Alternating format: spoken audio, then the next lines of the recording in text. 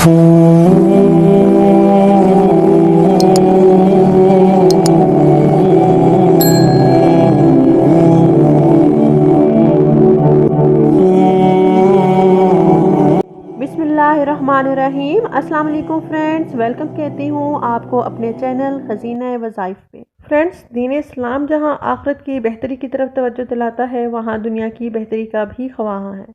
खुद अल्लाह पाक के रसूल अकरम सल्लल्लाहु अलैहि वसल्लम भी आखिरत के साथ साथ दुनिया की इज्जत के लिए भी दुआ गो रहते थे।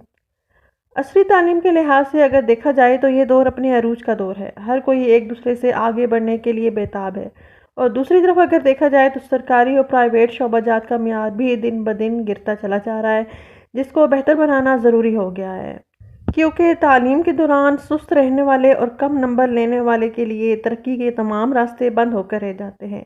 ऐसा शख्स तालीम हासिल करके भी नकम्मा और पढ़ के भी अनपढ़ कहलाता है। तो फ्रेंड्स, तलबा जिस अदारे के भी हों, वो इम्तहानात में कामयाबी के ख्वाहां होते हैं। हर तालिब इल्म को आगे बढ़ने का शौक़ और लगन इम्तहानात के ज़माने में मेहनत पर उभारता है। ये अच्छी बात है, लेकिन कुछ तालिब इल्म ऐसे होते हैं जो कि सारा साल पढ़ते रहते हैं, लेकिन फिर भी वो जिस पोजीशन के ख्वाहां होते हैं वो इनको नहीं मिलती। पर्चों के दौरान वो कंफ्यूज दिखाई देते हैं, जिसकी वजह से इन्हें सबक याद भी हो तो वो पेपर में कुछ ना कुछ गलत कर आते हैं और कुछ ऐसी गलतियां कर जाते हैं जिससे इनके नंबर कट जाते हैं, या वो नुमाया नंबर या इम्तियाजी नंबर नहीं ले पाते, जबकि इनकी मेहनत भी मुकम्मल होती है। कुछ स्टूडेंट्स ऐसे भी होते हैं जो कि पढ़ते भी हैं और आला पोजीशन भी हासिल करना चाहते हैं, लेकिन क्लास में इतना टफ मुकाबला होता है कि कुछ बच्चे उनसे ज़्यादा लायक होते हैं जो कि आगे निकल जाते हैं और वो उनसे पीछे रह जाते हैं। इसी तरह कुछ स्टूडेंट्स ऐसे भी होते हैं जो कि सारा साल कुछ नहीं पढ़ते, इम्तिहान की कोई तैयारी नहीं करते, लेकिन जब इम्तिहान के दिन करीब होते हैं तो किताबें पकड़ लेते हैं और रट्टे मारना शुरू कर देते हैं, जिससे या तो वो बमुश्किल पास होते हैं या तो फिर कोई ना कोई सप्ली आई होती है।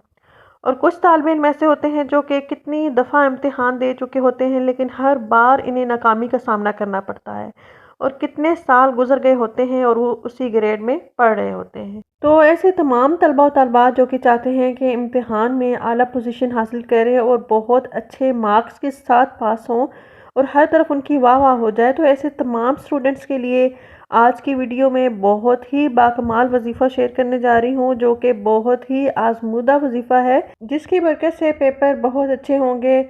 और अगर पेपर अच्छे ना भी हुए हों तो भी रिज़ल्ट आपको अच्छा ही मिलेगा और इसकी बरकत से इंशाल्लाह भूला हुआ सबक भी याद हो जाएगा और आपकी उम्मीद से भी बढ़ के रिज़ल्ट आएगा।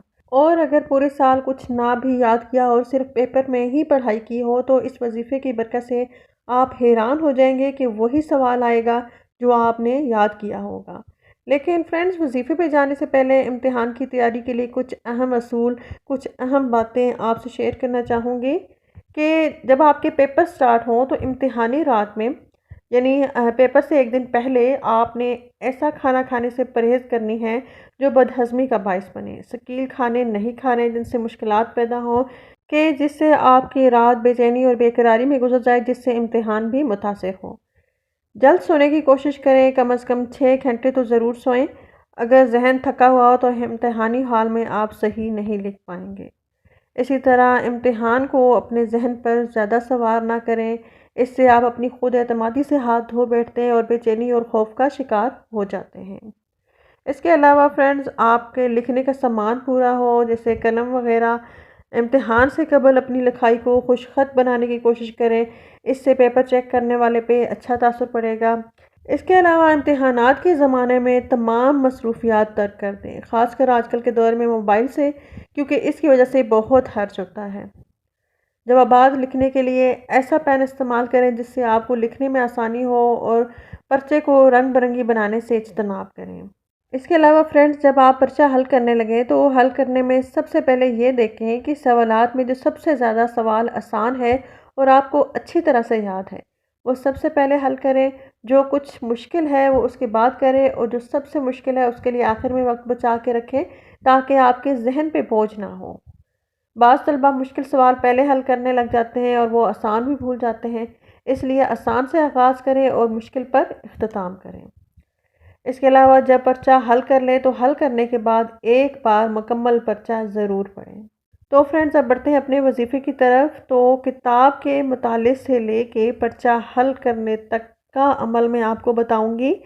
کرنا آپ نے یہ ہے کہ جب آپ کتاب کا مطالعہ کرنے لگے تو کتاب کا مطالعہ کرنے سے پہلے آپ نے یہ دعا 3 بار پڑھ لینی ہے، جو کہ آپ کو اسکرین پہ نظر آ رہی ہے۔ سورہ توبہ کی آیات ہیں 25 سے 28 تک، ٹھیک ہے۔ یہ آیات آپ نے 3 بار پڑھ کے اس کے بعد آپ نے کتاب کا مطالعہ سٹارٹ کرنا ہے۔